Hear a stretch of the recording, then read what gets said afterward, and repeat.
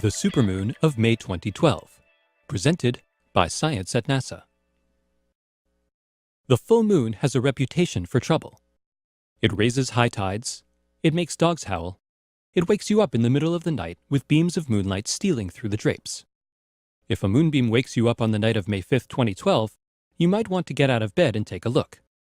This May's full moon is a supermoon, as much as 14% bigger and 30% brighter than other full moons of 2012. The scientific term for the phenomenon is perigee moon. Full moons vary in size because of the oval shape of the moon's orbit. The moon follows an elliptical path around Earth with one side, perigee, about 50,000 kilometers closer than the other, apogee. Full moons that occur on the perigee side of the moon's orbit seem extra big and bright. Such is the case on May 5th at 11:34 p.m. Eastern Daylight Time, when the moon reaches perigee. Only 1 minute later, the moon will line up with the Earth and the Sun to become gloriously full.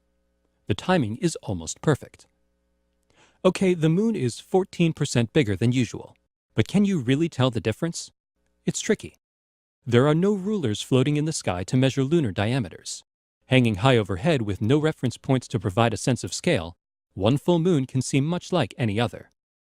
The best time to look is when the moon is near the horizon.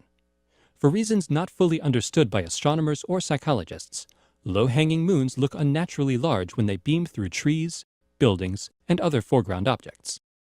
On May 5th, this moon illusion will amplify a full moon that's extra big to begin with. The swollen orb rising in the east at sunset will seem super indeed. Folklore holds that all kinds of wacky things happen under the light of a full moon. Supposedly, hospital admissions increase, the crime rate ticks upward, and people behave strangely. The idea that the full moon causes mental disorders was widespread in the Middle Ages. Even the word lunacy, meaning insanity, comes from the Latin word for moon. The majority of modern studies, however, show no correlation between the phase of the moon and the incidence of crime, sickness, or human behavior. The truth is, the moon is less influential than folklore would have us believe. It's true that a perigee full moon brings with it extra high perigean tides, but according to the National Oceanic and Atmospheric Administration, this is nothing to worry about. In most places, lunar gravity at perigee pulls tidewaters only a few centimeters, an inch or so, higher than usual. Local geography can amplify the effect to about 15 centimeters, 6 inches. Not exactly a great flood. Super perigee moons are actually fairly common. The moon becomes full within a few hours of its closest approach to Earth, about once a year on average.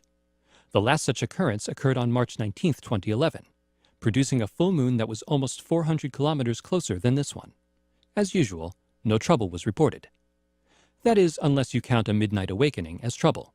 If so, close the drapes on May 5th. Otherwise, enjoy the super moonlight. For more news about big bright things in the night sky, visit science.nasa.gov.